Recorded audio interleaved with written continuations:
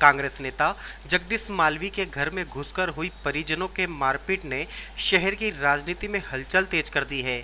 एक तरफ जहां अपने कार्यकर्ता के साथ हुए अभद्र व्यवहार को लेकर कांग्रेस कार्यकर्ताओं ने विरोध करते हुए एसपी के नाम सीएसपी को उचित कार्रवाई करने का ज्ञापन सौंपा, वहीं क्षेत्रीय विधायक दिलीप सिंह गुर्जर ने भी भाजपा पर कई तरह के आरोप लगाए थे, जिसको लेकर नगर मंडल अध्यक्ष सीएम अतुल एवं पूर्व विधायक दिलीप सिंह शेखावत ने लगे आरोपों को बेबुनियाद बताकर विधायक गुर्जर पर पलटवार करते हुए कई तरह के आरोप लगाए हैं।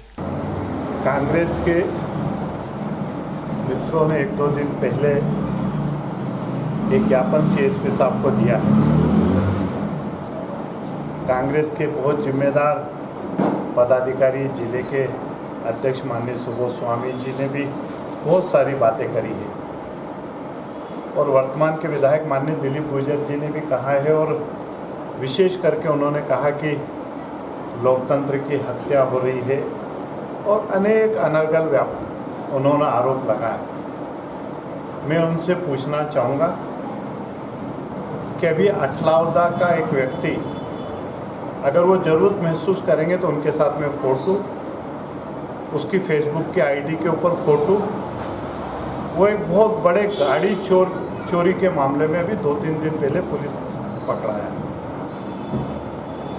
थोड़े दिन पहले दिवेल गांव का उनका बायां दायां, ज़रूरत पड़ेगी तो उन्हें नाम भी बता दूंगा, 40 पेटी दारू के साथ पकड़ा है। अभी थोड़े दिन पहले ब्लॉक कांग्रेस के अध्यक्ष के भाई के उनके खुद के घर से शराब पकड़ाई है, 1-1.5 महीने तक जेल में रहा है। नाम माननीय विधायक जी को पता होगा। अभी 2-3-4 दिन पहले उन्हीं के खास समर्थक पे घर में घुस के छेड़खानी का आरोप लगा है और आरोप ही नहीं लगा है, कायमी हुई है, वो अभी जेल के अंदर है। बड़े गांव का एक गुड्डू चौधरी 2 दिन पहले ही जेल से छूट के आया है। ये घटना भी 2-4-5 दिन की घटना है। ऐसे अनेक बातें मैं बता सकता हूं और आप मुझे सीख दोगे। आपने चांदी का मुकुट पहना है, आप जिस गाड़ी में आपने चुनाव के समय कैंपेन करी वो चोरी की गाड़ी थी। 22 चाकू लगने के बाद में आपके मुंह से एक शब्द नहीं निकला। मुझे पता है पूर्व में माननीय विधायक जी, आप पूर्व में भी विधायक रहे हो, आप कचौरी समोसे तक विधानसभा में रेट के प्रश्न लगाते थे। क्या कारण था कि 22 चाकू का इतना गंभीर आरोपी का आपने एक बार विधानसभा में गिरफ्तारी का प्रश्न नहीं लगाया? आपकी सरकार थे, आप गृह मंत्री मुख्यमंत्री जी से नहीं मिले और पुलिस ने एक प्रशंसनीय कार्य करा, उसके बाद भी पुलिस को आप बधाई तक नहीं दे पाए। आप जवाब दोगे? आप इसके पहले अगर जाओगे तो नागदा में और खाचोद विधानसभा में इस मालवा अंचल में शेरू अमजद का नाम चलता था और इसी जिनिंग फैक्ट्री के अंदर 8 नंबर जिस पे बसा उस जिनिंग फैक्ट्री में आपका बायां दायां प्रदीप केराप से किसने वसूली करी थी, नागदा शहर भूला नहीं है। और इसलिए मैं आपको बहुत विनम्रता से कहूँगा, आप बार बार मुझे मर्यादा सिखाने की कोशिश करते हो, आप भी मर्यादा सीखो, आपके लोगों को भी मर्यादा है। हाँ, दिलीप शेखावत ये कहता है कि जब सोशल मीडिया पे अगर कांग्रेस के मित्रों के परिवार के बारे में अगर कोई पोस्ट डालता है, मैं तुरंत उस पोस्ट को डिलीट भी कराता हूँ और हिदायत भी देता हूँ। लेकिन आपके लोग दिलीप शेखावत पे पोस्ट डाले, मुझे कोई आपत्ति नहीं। आप डाल रहे हो, लगातार डाल रहे हो, मैं विचलित भी नहीं होऊंगा। आप अतुल जी के व्यक्तिगत डालो, लेकिन अतुल जी के पिताजी पे या दिलीप शेखावत के पिताजी तक आप चले जाओगे तो अगर आप इसको मर्यादा मानते हो तो फिर मुझे कुछ नहीं कहना है। और अगर आप मर्यादाएं लांघोगे तो फिर क्रिया की प्रतिक्रिया स्वाभाविक होती है, मनुष्य का स्वभाव है।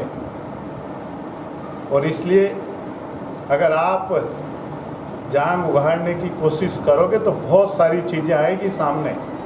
आप मंचों के ऊपर बैठे हो, जो कभी मालवा के डॉन कहलाते थे, उस मालवा के डॉन के साथ मंचों पे फुटवे शेयर हुई है। इसलिए आप कोई चीज़ों को, और इसलिए हम तो ये चाहते हैं कि नागदा में शांति रहे, नागदा में अमन शांति रहे। और इसलिए आरोप लगाने के पहले कम से कम अपना पुराना इतिहास तो आप देख लो ना, ये आपके लोगों का। और हम सरकार के बनने के बाद हमें गरूर नहीं है, हमें घमंड नहीं है। हमारे लोगों ने कोई लिस्टें बना के और सोशल मीडिया के ऊपर नहीं डाली है कि आज 2 विकेट गिर गए, कल 2 और गिरेंगे, परसों 4 विकेट और गिरेंगे। ये आपके लोगों ने सोशल मीडिया के ऊपर डाला है। तो उस समय आपको अपनी मर्यादा ध्यान में आई। 125 साल पुरानी कांग्रेस पार्टी है, कुछ संस्कार होंगे आप लोगों के, लेकिन शायद उस समय आप संस्कार भूल गए। 22 चाकू लगे उस वक्त आप संस्कार भूल गए। और इसलिए मेरा एक कहना है कि आप संस्कार का पाठ अपने पास रखिए। हाँ, अगर कहीं गलती होगी तो निश्चित रूप से भारतीय जनता पार्टी एक संस्कारवान पार्टी है। परिवार में बैठ के हम बात भी करते हैं। कई चीज़ें अगर हमें गलत लगती तो हम कहते भी हैं कि गलत है, लेकिन इस प्रकार के भद्दे ओछे आरोप लगाने से पहले कम से कम आप और अपने लोगों को भी कहो। कांग्रेस की सरकार में, और कल मुझे आश्चर्य हुआ, सार्वजनिक रूप से जिम्मेदार लोगों ने स्वीकार करा। जब जैन मंदिर की कलाली के लिए मैं जिम्मेदार लोगों से बात कर रहा था और मैंने जब ये कहा कि सत्ता पक्ष के लोग ट्रकों से माल उतारते थे, तो लोगों ने कहा हाँ उतारते थे, ये उस वक्त लोगों ने स्वीकार करा।